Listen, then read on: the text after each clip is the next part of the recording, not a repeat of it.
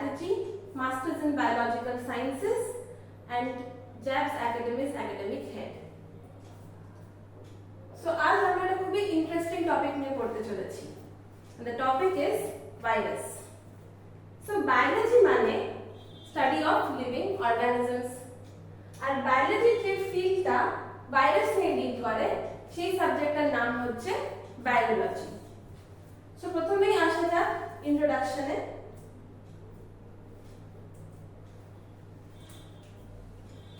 So what is virus এ যাওয়ার আগে আমাদের জানা দরকার যে হোয়াট ইজ আ সেল।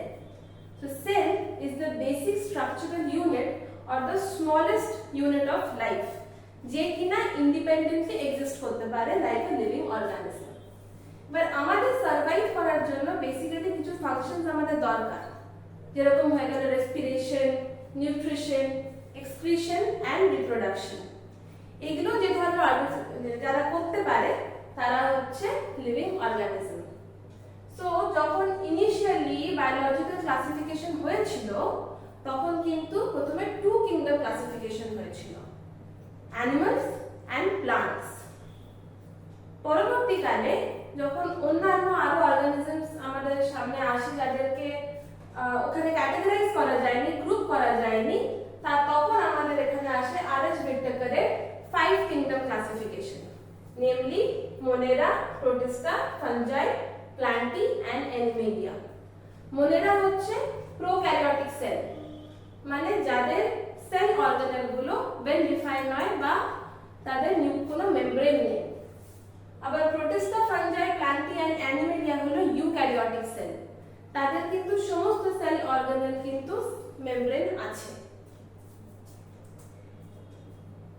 এবারে দেখা গেছে সায়েন্টিস্টদের কাছে এমন কিছু পার্টিকেলস এর ইনফরমেশন এসেছে, এমন কিছু পার্টিকেলস এসেছে যাদেরকে কোনোভাবেই এই 5 কিংডম ক্লাসিফিকেশনে ফেলা যায়নি। তারা হচ্ছে ভাইরাস, ভাইরয়েডস, ট্রায়ন্স। কেন? Because of their dual nature. তারা কিন্তু দু রকম ক্যারেক্টারিস্টিক ডিসপ্লে করতে পারে, living as well as non living. They are inert unless they come in contact with host cell. যতক্ষণ না তারা কোনো লিভিং সেলের কন্ট্যাক্টে আসছে ততক্ষণ অবধি তারা কিন্তু একটা নন লিভিং থিং এর মতন ইনঅ্যাক্টিভ পড়ে থাকে। After introduction, let's get to what is a virus. So what is a virus? A virus is an acellular মানে হচ্ছে যার মধ্যে সেলের কোনো ক্যারেক্টারিস্টিক বা কম্পোনেন্ট সেভাবে এক্সিস্ট করে না। They are acellular, microscopic, electron microscope ছাড়া ভাইরাসকে দেখা কোনোভাবেই সম্ভব নয়। Infection causing agent, they are basically non living, but যখন কোনো হোস্ট সেলের কন্ট্যাক্টে আসে তারা কিন্তু হাইলি ইনফেকশাস হয়। Consisting of either a DNA or RNA। এই ডিএনএ আর আরএনএটা কি? ওদের জেনেটিক ম্যাটেরিয়াল, যেটাকে আমরা নিউক্লিক অ্যাসিড বলি। Encased inside a protein coat, can replicate only inside a host cell। সেখান থেকে আমরা কি দেখলাম যে ভাইরাসে একটা করে জেনেটিক ম্যাটেরিয়াল থাকে, that can be either a DNA or RNA, আর সেটাকে প্রোটেকশন দেয় একটা protein code. This is the basic structure of virus. They can infect all types of organisms, plants, animals, bacteria, fungi, কাউকেও infect করতে পারে। Example, tobacco mosaic virus, TMV. This is one example of plant virus. HIV, HPV এরা হচ্ছে animal virus example, and bacteria phage হচ্ছে যারা ব্যাকটেরিয়াকে infect করে।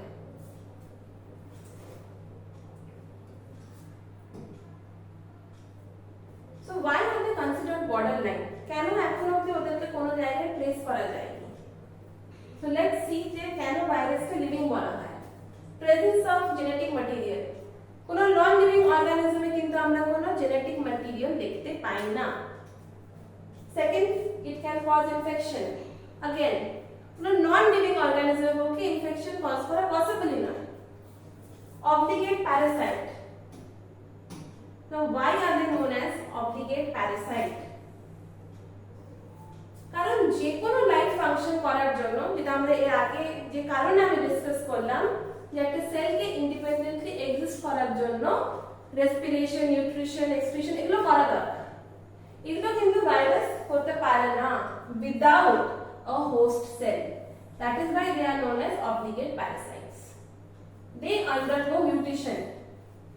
Rapidly তারা চেঞ্জ করতে পারে নিজেদের ফর্ম, যেটা কোনো নন লিভিং অর্গানিজম পারবে না। Now why they are considered non-living?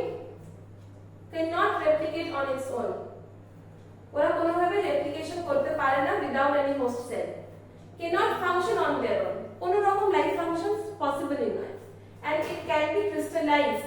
যেরকম সুগার ক্রিস্টাল হয়, সল্ট ক্রিস্টাল হয়, সেরকমই এদেরও কিন্তু ক্রিস্টালাইজ করা যায়।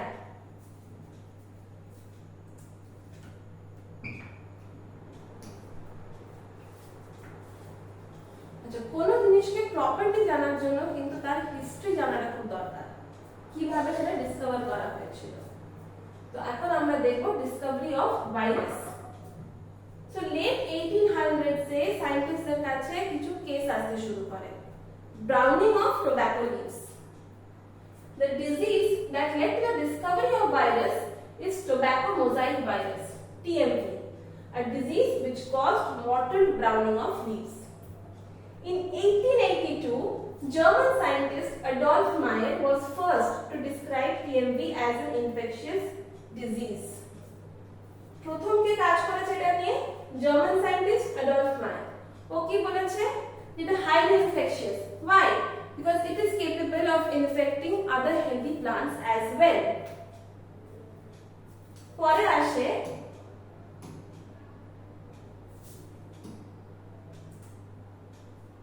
পরে আসে 1892 তে ডি ইভানস্কাই, Dimitri Ivanitsky.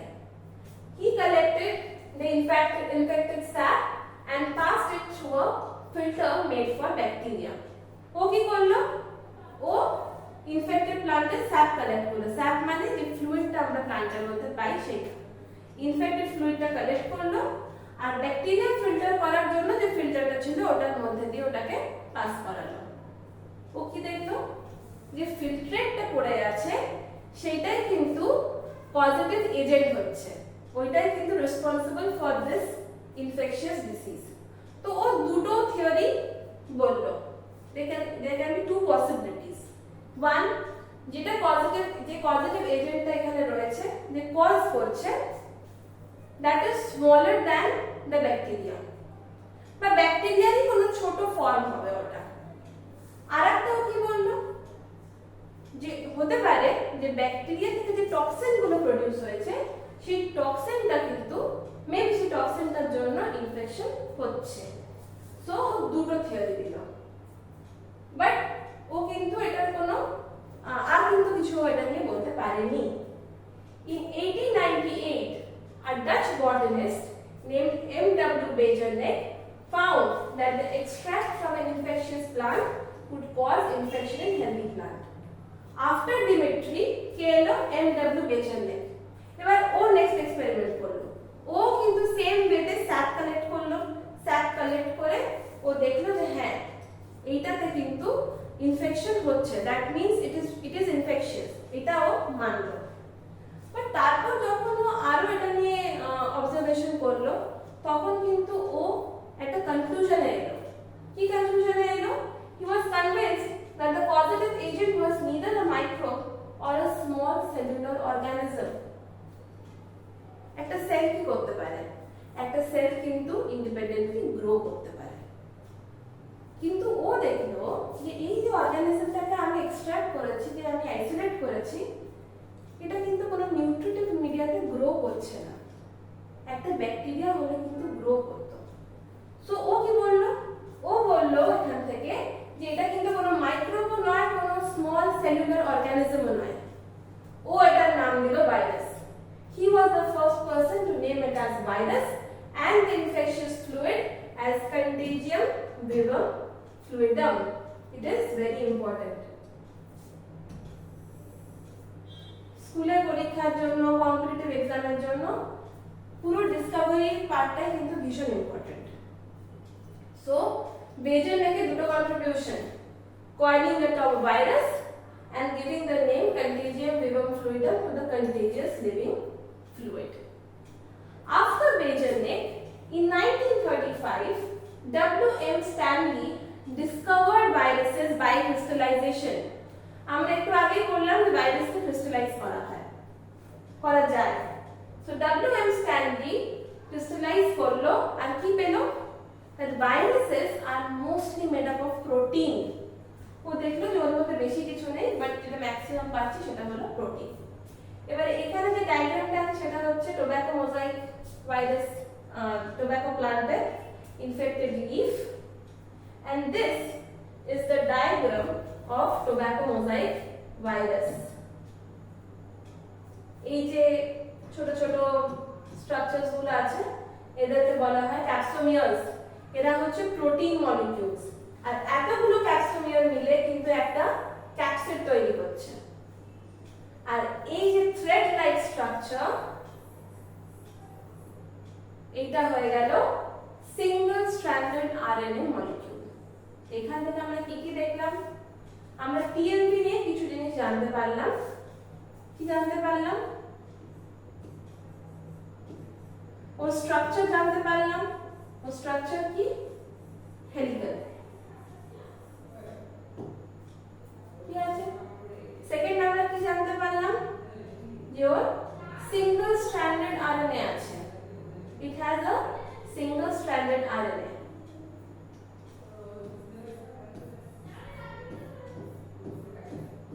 আরেকটা আমরা কি জানতে পারলাম, ইট ইনফেক্টস প্লান্ট। তো এই ভাইরাসটা প্লান্টকে ইনফেক্ট করতে পারে। ঠিক আছে, okay, I hope this is clear.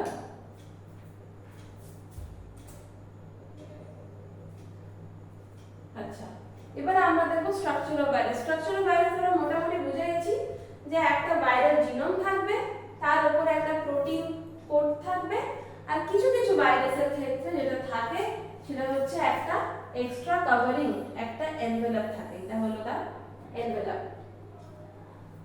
So size of virus is smaller than that of bacteria. এটা আমরা দেখলাম ইভানস্কাইল এক্সপেরিমেন্টে, কিন্তু এটা অলরেডি চলে এসেছিল যে ভাইরাসের সাইজ ব্যাকটেরিয়া থেকে অনেক ছোট হয়। A virus is made up of genetic material which is enclosed within a protein coat called capsid. The genetic material can either be double-stranded RNA, double-stranded DNA, or single-stranded RNA. কি কি হতে পারে? Either double-stranded DNA হতে পারে, বা double-stranded RNA hota pare, othoba single stranded RNA hota pare, and envelope surrounding the protein coat. They vary in shape from helical and polyhedral to complex structure. তিন রকম shape আমরা দেখতে পাই। কি দেখতে পাই? Helical, polyhedral আর complex. Helical আমরা দেখলাম tobacco mosaic virus, polyhedral একটা structure হলো, কমপ্লেক্স হচ্ছে ব্যাকটেরিওফাজের। আচ্ছা, ক্যারেক্টারিস্টিক অফ ভাইরাস আমরা অলরেডি বুঝে গেছি যে বায়োলজিক্যাল ক্লাসিফিকেশনে ওদের কোনো জায়গা নেই, ভাইরাসের কিন্তু নিজস্ব আলাদাই ক্লাসিফিকেশন আছে। They are the smallest particles that are alive. अच्छा, smallest cell, smallest living cell किंतु actually bacteria. Mycoplasma is the living smallest cell. কিন্তু যদি smallest alive particle নিয়ে কথা বলা হয় তাহলে কিন্তু সেটা হচ্ছে ভাইরাস। ঠিক আছে, it undergoes rapid mutation, মানে ফাস্ট ওদের চেঞ্জ করতে পারে। ওদের শুধুমাত্র একটা জেনেটিক ম্যাটেরিয়াল আর প্রোটিন থাকে, আর অবভিয়াসলি ওরা হোস্ট মেশিনারিকে ইউজ করে। আমাদের হোস্ট সেলকে ওরা ফোর্স করে নিজেদেরকে রেপ্লিকেট করানোর জন্য। One strain of virus cannot infect both plant and animals. যে টিএমপি কে ইনফেক্ট করতে, টিএমপি যাকে প্লান্টকে ইনফেক্ট করছে, টিএমপি কিন্তু কখনো কোনো অ্যানিমালকে ইনফেক্ট করতে আসবে না। আবার রাইনোভাইরাস অ্যানিমালকে ইনফেক্ট করছে, ও কিন্তু কোনোদিনই কোনো প্লান্টকে ইনফেক্ট করতে যাবে না। সো পার্টিকুলার ভাইরাস রয়েছে পার্টিকুলার অর্গানিজমকে ইনফেক্ট করার জন্য। Viruses are classified on the basis of morphology. Morphological characteristic মানে হয়ে গেল size, shape. Genetic material, genetic material মানে হয়ে গেল double stranded DNA, single stranded RNA বা ডাবল স্ট্র্যান্ডেড আরএনএ। আর হয়ে গেল টাইপ অফ হোস্ট, মানে অ্যানিমালকে ইনফেক্ট করলো না প্লান্টকে করলো না ব্যাকটেরিয়াকে করলো। সো এগুলো দিয়ে আমরা ভাইরাসের ক্লাসিফিকেশন করতে পারি।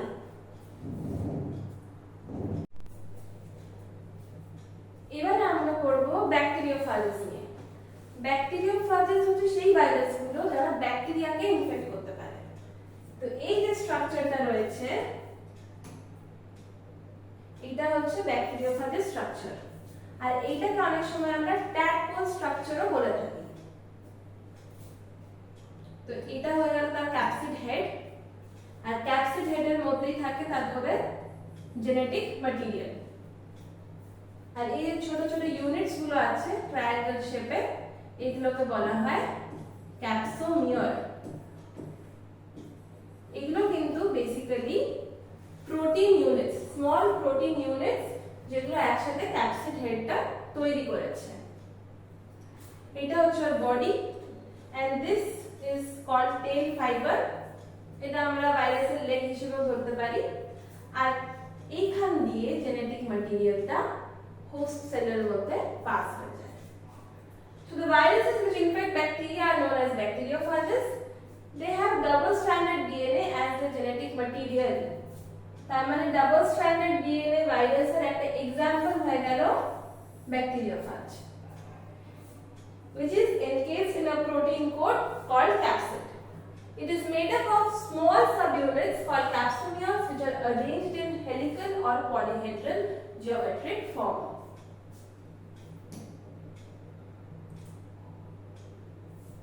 এবারে আসি রেপ্লিকেশনে। রেপ্লিকেশন ইটসেলফ একটা অনেক বড় চ্যাপ্টার, মানে অনেক বড় একটা ইউনিট। তো আমরা অতটা আজকে কভার করব না, আমি জাস্ট একটা ওভারভিউ দেব, পরে অন্য কোনো লেকচারে আমরা এটা নিয়ে আবার কথা বলতে পারি। সো রেপ্লিকেশন মানে আমাদের বডিতে ভাইরাস এক্স্যাক্টলি ইনফেকশনটা কজ করে কিভাবে। সো প্রথম স্টেপ হচ্ছে অ্যাটাচমেন্ট। এইটা যদি হোস্ট সেল হয়, এইটা যদি হোস্ট সেল হয়, তাহলে এই সারফেসের উপরে ভাইরাসটা ফার্স্ট অ্যাটাচড হলো। Virus attaches to the host cell. Next হচ্ছে পেনিট্রেশন, মানে সেলের মধ্যে ভাইরাসটা ঢুকবে। আমাদের সেলের উপরেও কিছু রিসেপ্টরস থাকে, আর ভাইরাসের মধ্যেও কিছু রিসেপ্টরস থাকে, স্পেসিফিক রিসেপ্টরস। সেই রিসেপ্টরস যখন ম্যাচ করে তখনই কিন্তু ভাইরাস আমাদেরকে ইনফেকশন ক্রিয়েট করতে পারে। সো আফটার অ্যাটাচমেন্ট, এই স্টেপটার নাম হয়ে গেল অ্যাটাচমেন্ট। নেক্সট স্টেপ হচ্ছে পেনিট্রেশন। তারপর কি হচ্ছে আনকোটিং, রিমুভাল অফ ক্যাপসিড লেয়ার। একবার যখন আমাদের সেলের ভিতরে ঢুকে গেল, সাইটোপ্লাজমে ঢুকে গেল, তখন আমাদেরই সেলের মেশিনারি দিয়ে ওরা কি করে, ওদের যে জেনেটিক ম্যাটেরিয়ালটা আছে, ওদের যে প্রোটিন কোডটা আছে, সেটা কিন্তু আনকোড হয়ে যায়, সরে যায়। কারণ কি হচ্ছে, এটা যদি আমাদের সেল হয়, এটা হচ্ছে আমাদের জেনেটিক ম্যাটেরিয়াল, এন্ড যেহেতু ওর কোডটা সরে গেছে, সো যে জেনেটিক ম্যাটেরিয়ালটা ওটা কিন্তু এখানে ফ্রি হয়ে যায়, নেকেড হয়ে যায়। নেক্সট হচ্ছে জিনোম রেপ্লিকেশন। ভাইরাস একবার আমাদের সেলে ঢুকলে আমাদের মেশিনারিকে ইউজ করতে শুরু করে দেয় নিজেদের রেপ্লিকেশনের জন্য। আমাদের যা প্রোটিন আছে, রাইবোসোমস আছে, সেগুলোকে ইউজ করে নিজেদের স্ট্র্যান্ডস তৈরি করে, নিজেদের মাল্টিপ্লাই করার জন্য। আর যখন একবার অনেকগুলো ভাইরাস ভেতরে প্রডিউস হয়ে গেল, যখন ম্যাচিওর করে গেল ভেতরে, তখন কিন্তু ওরা হোস্ট সেলকে they kill the host cell, they rupture the host cell, আর ওগুলো আমাদের বডির ভেতরে ফ্রি হয়ে যায়। আর এইভাবে ওরা বাকি সেলগুলোকেও ইনফেক্ট করতে শুরু করে। So this is initial process replication.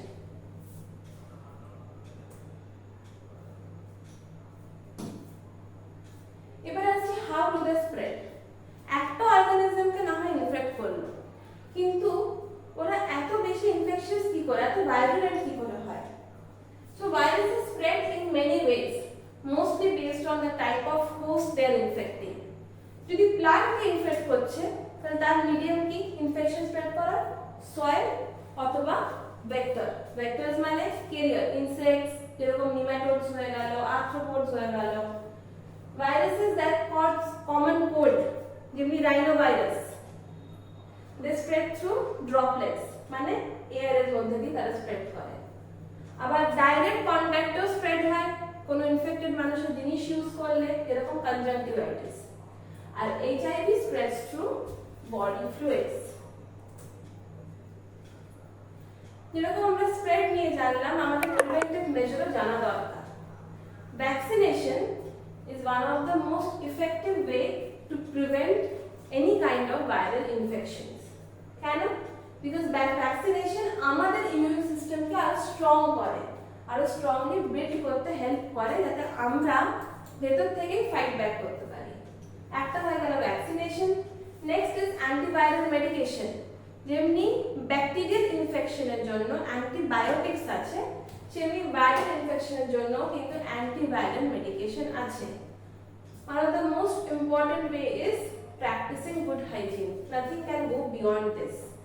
Bacterial infection হোক, ভাইরাল ইনফেকশন হোক, যে কোনো ইনফেকশনকে স্প্রেড হতে থেকে প্রিভেন্ট করার জন্য বেস্ট ওয়ে হচ্ছে to practise good hygiene.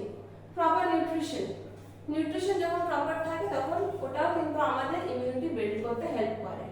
Two be cautious with animals, অ্যানিমালসের ভেতর থেকেও কিন্তু জার্মস বা অন্যান্য ধরনের ভাইরাস ও ব্যাকটেরিয়া আমাদের মধ্যে আসতে পারে। And very important point is to stay updated.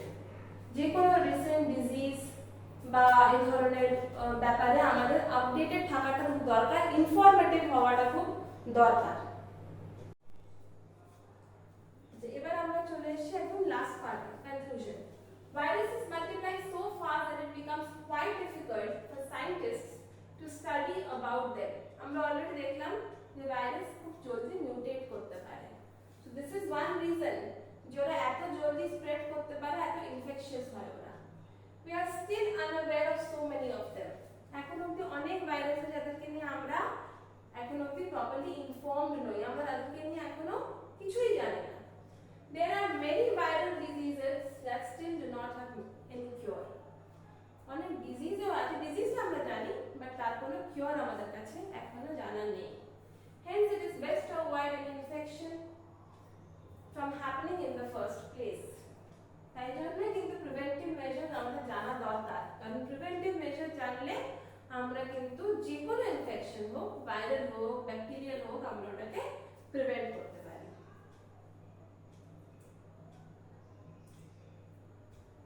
So আজকের লেকচার আমরা এখানে শেষ করছি। I hope you all have liked my demonstration class, and যদি তোমাদের ভালো লেগে থাকে তাহলে আমরা এরকম আরো ডেমনস্ট্রেশন ক্লাস তোমাদের কাছে পৌঁছে দেবো। আর ঠিক বায়োলজির মতনই তোমরা ফিজিক্স আর কেমিস্ট্রিরও